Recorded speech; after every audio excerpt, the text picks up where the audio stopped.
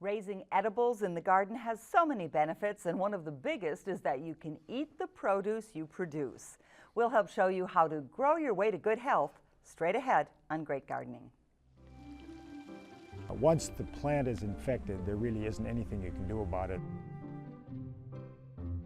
The root flare is right along here, so we want to make sure that's below ground level. Watermelons, muskmelons. This is yellow or gray coneflower. This one's called Picasso in pink.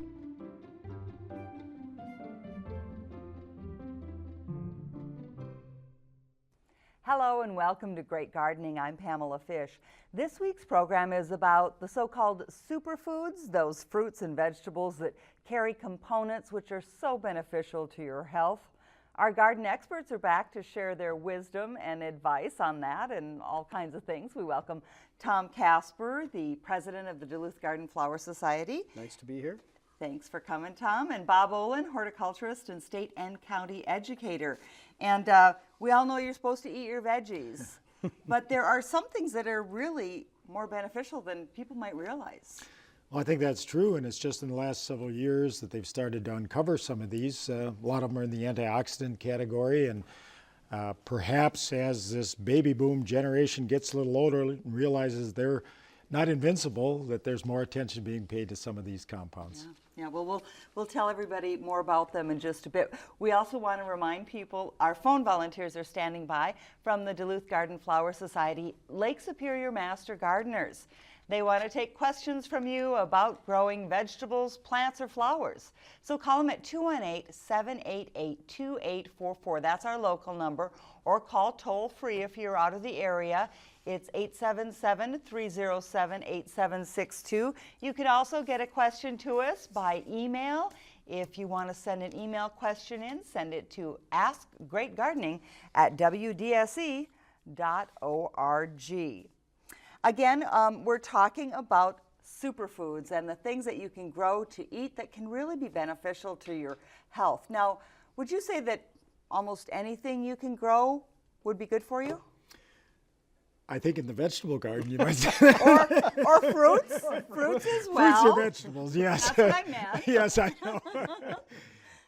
You know, you can't go wrong growing your own, you know. Gee, there just isn't a downside in it. Some may be a little bit better than others, but just a good balanced diet, I think, of more fruits and vegetables is what we all should strive for. That's right. So our moms were right all along, and celebrating Mom's Day just in a couple days. So That's right. That's right. Listen to your mother, not just on Mother's Day, but as she's making you eat those vegetables, whether you like them or not. Well, we're going to have a lot of information about vegetables and their nutrients throughout the show. And right now, from Bob, we want to show you some of the healthiest foods that you can grow in this week's tip.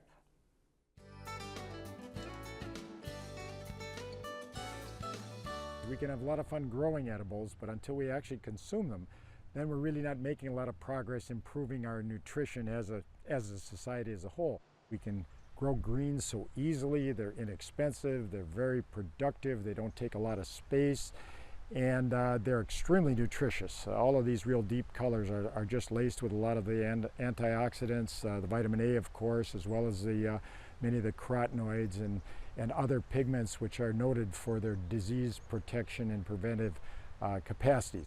Different colors, and the interesting thing is with the different colors we get this balance of different vitamins as well as these phytochemicals or antioxidants that are getting a lot of press. The deep purples and the reds, of course, have got lycopene in the case of the reds. Deep purples have got the anthocyanins that are common in blueberries. And the orange, obviously, that's the carotenoids and the luteins. So we've got this balance. For good nutrition, we need a balance of color. You'll see a lot of carrots, lots of beets, a lot of greens, a lot of tomatoes of different natures, some that are tangerine in color, yellow, as well as the reds. So many good things to eat for the garden. You were mentioning that carrots were one of the first things that we knew were good for us.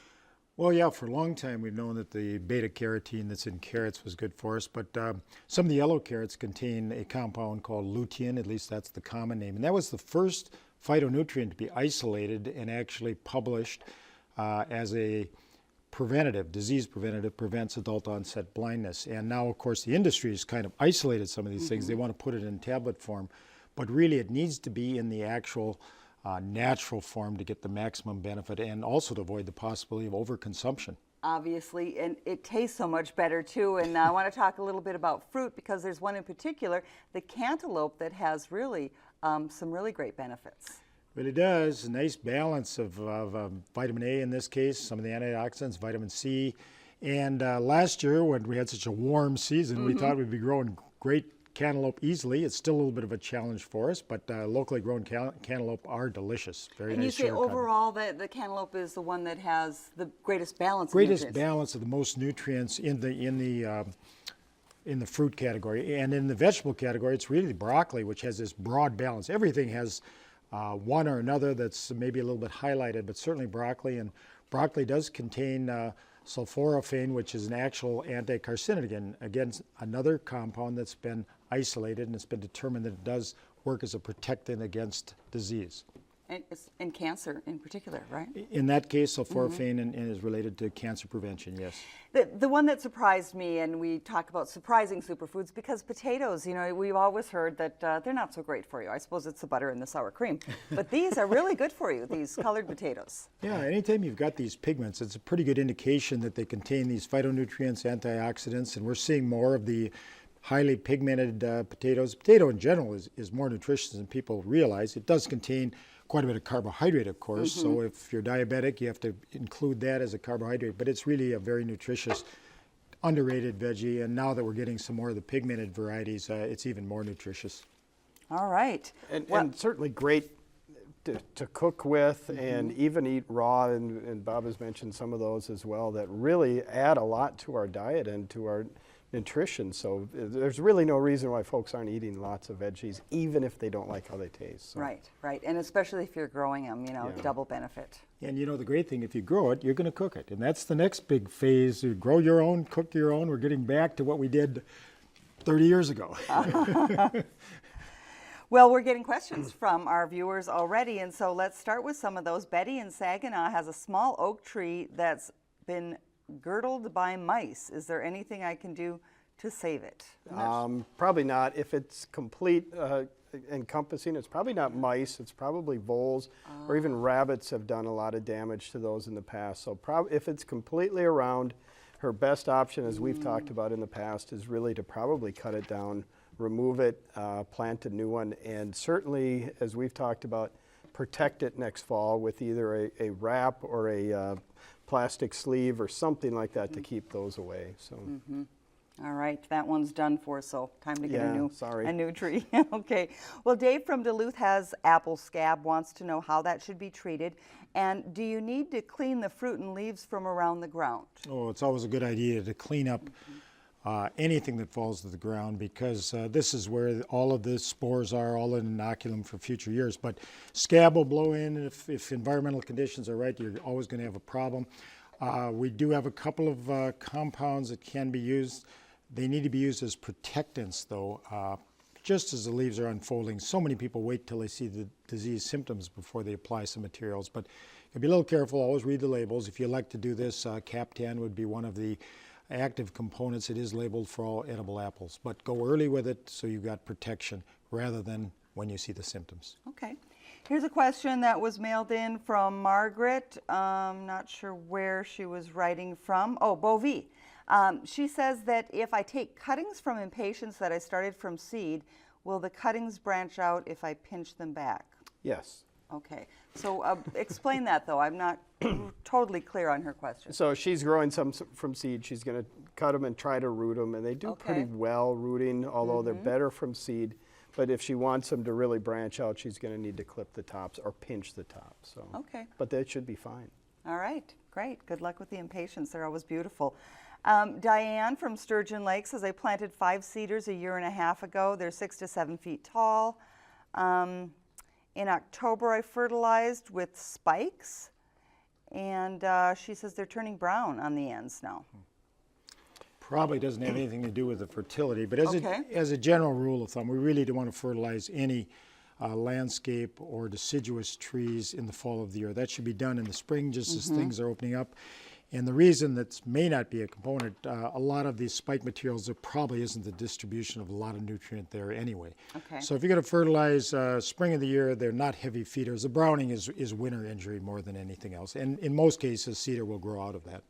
So drying out. Okay. So she probably had some desiccation planting them and things like that. So. But So the you deer should haven't trim got that that. The deer off haven't then? got. So congratulations. Yeah. I'm sorry if you already said this, but you should trim that off then? Is it? I probably let them just grow out of it. Oh, okay. We'll be getting new growth soon, and a lot of that winter desiccation or winter browning on arborvitae or white cedar really does disappear and dissipate. So don't get discouraged there. Okay. But people need to know deer are still the biggest threat Yeah. to arborvitae. And certainly as we in the future as we go into fall, making sure that those plants have adequate water going into the winter will help with that as well. Sure. So. When you mentioned don't get discouraged, I think about my lawn. And Tom, you did a tip on this a while back. It was on snow mold. And I look out in my yard, and I have a really big yard, and there's snow mold everywhere. Do I have to get rid of all of that? Well, and we've talked about it.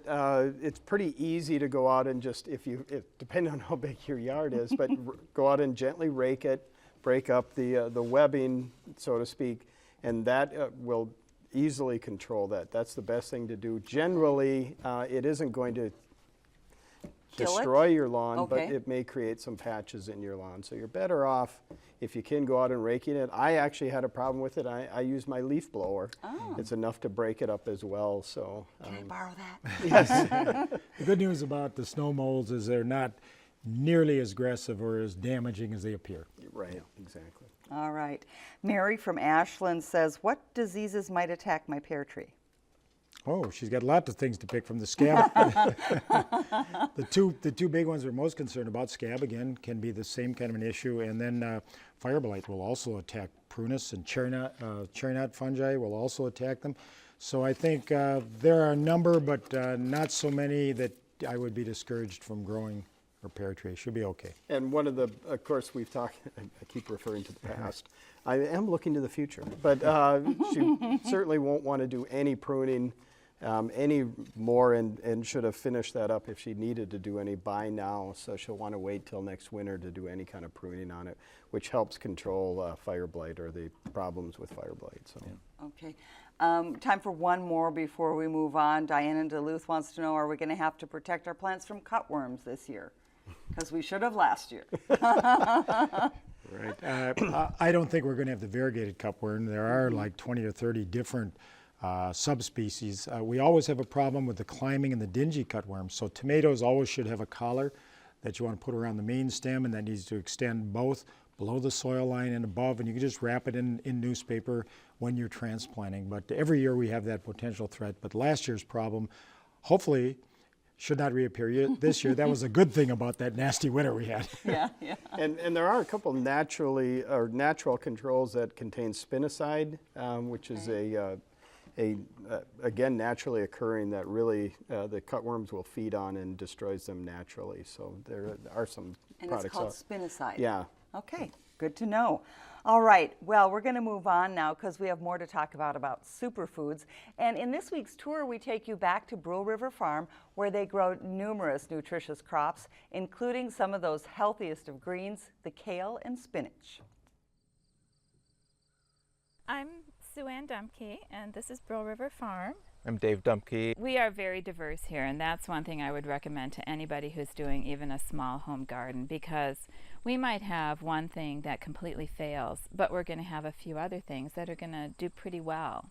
So that way you always end up with something.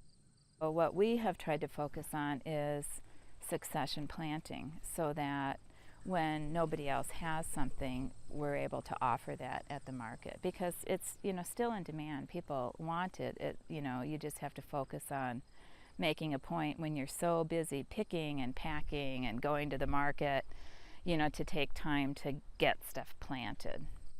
So we got second planting of broccoli, parsnips, Brussels sprouts, and then the second planting of cabbage. We actually overplant. Our motto is plant a lot and hope we get something. But we always have something ready to stick in holes. Down here on the end is kale. And kale is, we're trying to train people to eat kale instead of lettuce, because lettuce is actually, you hit certain times of the year where it's difficult to grow. But kale, we can grow really well. And kale is easy. You know, you snap off the leaves just as you're going up the stem. So it kind of gets this little palm tree effect. But to pick it, you just snap it right off and just go around the plant till you leave the crown, and it keeps growing back. You can keep it going all season.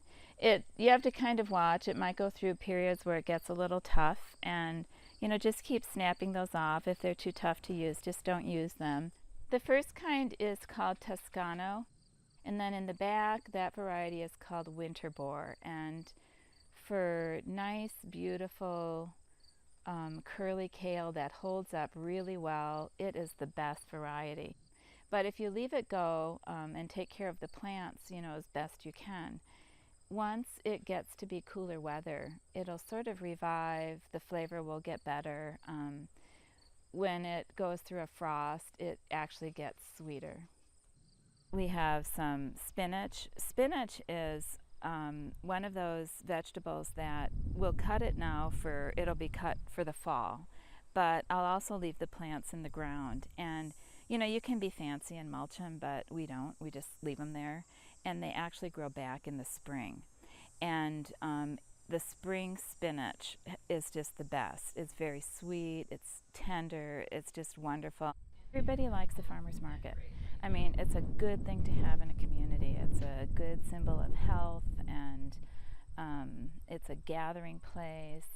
People just love to come to a farmer's market. We had snap peas in the beginning of the year, and mother bought some snap peas for her kids.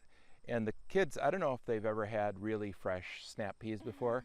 And an 8-year-old kid came back and said, "We want more." Yeah. And to have kids come up and beg for vegetables is really kind of cool. Yeah. It is cool to think about, kids being excited to eat vegetables. And Sue Ann and Dave, thanks again for the tour. They started the farmers market in Superior, so they're obviously big supporters of that. And that kale they're growing, that is one of the absolute best things for your health. Yeah, people are just discovering it, really rediscovering it, but it's in the crucifer family, so it's got a lot of these antioxidants. It does grow well in our cool climate. And a lot of people are steaming it. They're using it in salads with a little vinegar. They're making it in stir fry. Stir fry. They're making chips out of it now. So it's it's a very versatile crop, and it does grow through the entire season.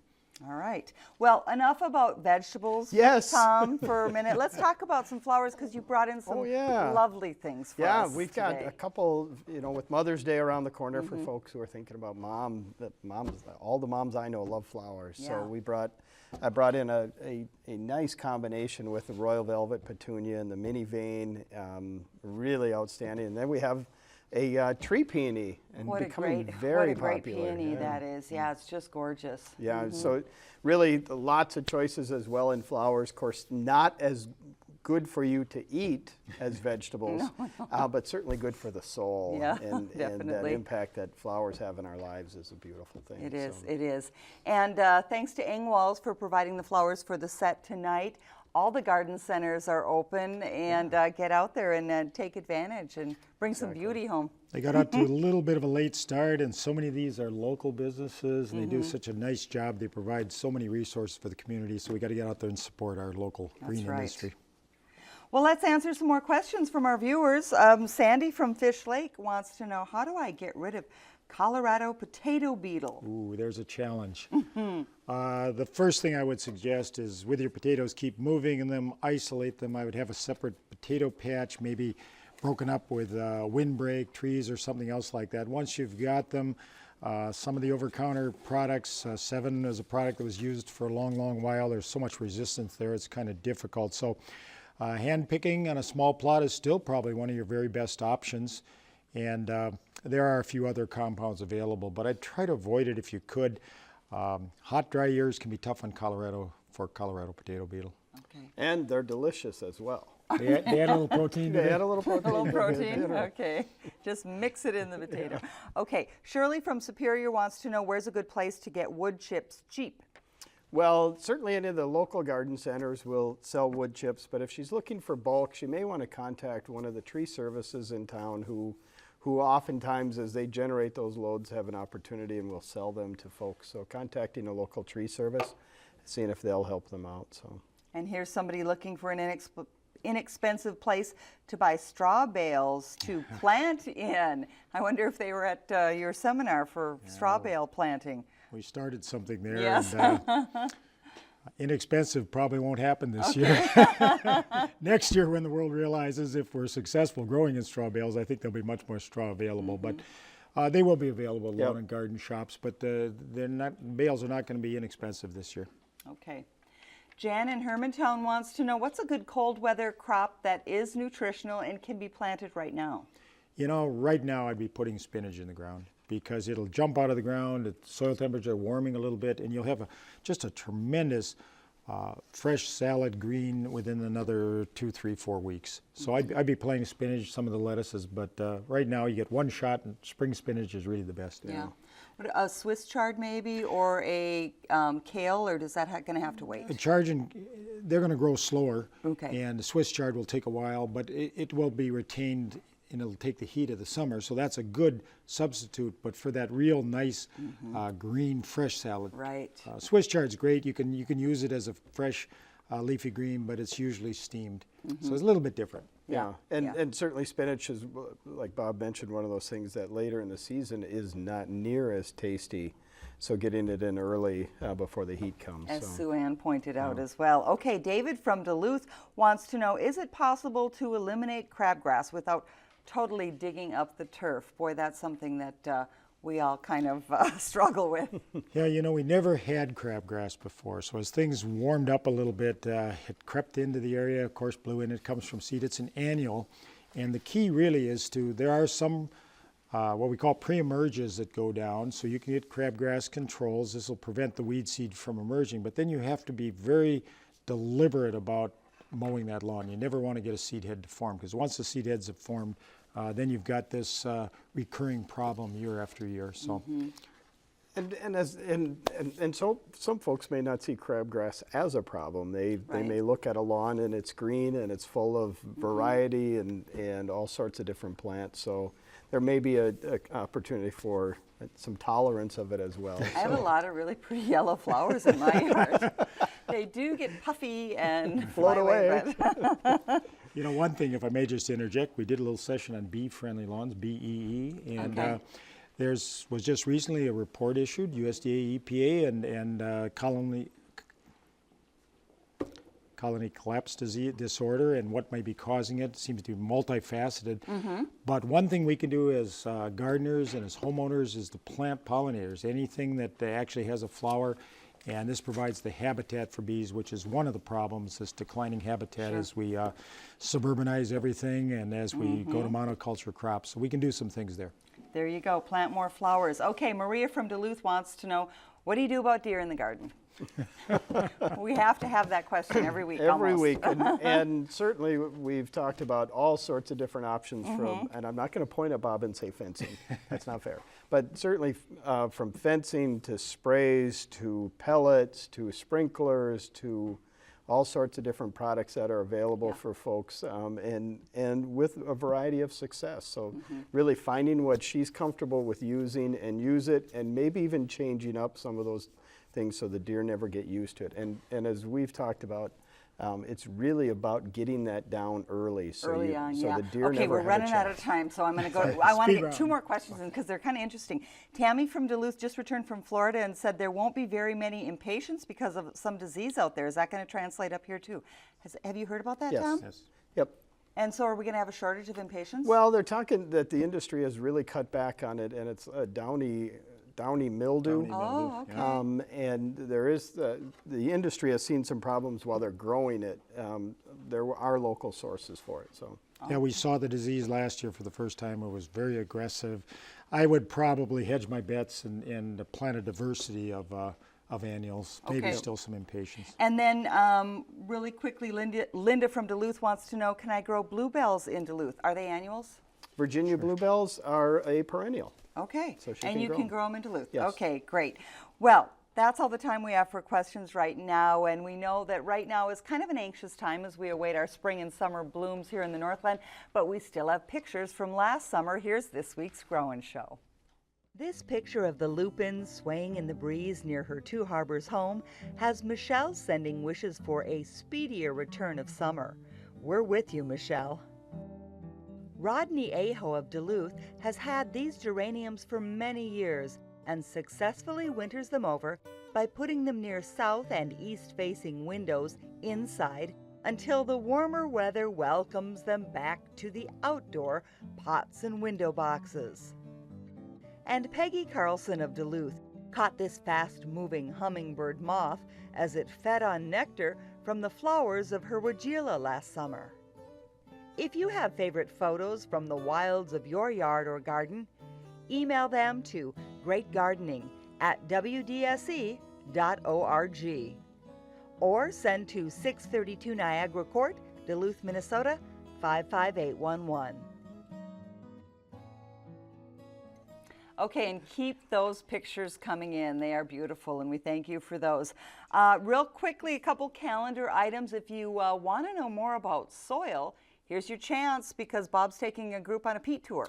Yes, we are. We're going to be up in central St. Louis County. Big industry, great day. We're going to do everything from seeing in the actual bogs, look at harvesting, look at processing, and then make a stop at a local greenhouse that uses the peat. Great. Check our website for more on that. And for more upcoming events and information about recent shows, go to wdse.org/gardening. You can also find out about our spring garden tour to Bayfield and Madeline Island a week from Sunday. There's still just a few tickets left. All our time for now. Thank you so much for all the great information, Bob and Tom. Thanks to our phone volunteers, everyone who called in, and thanks to all of you for watching, and enjoy the garden.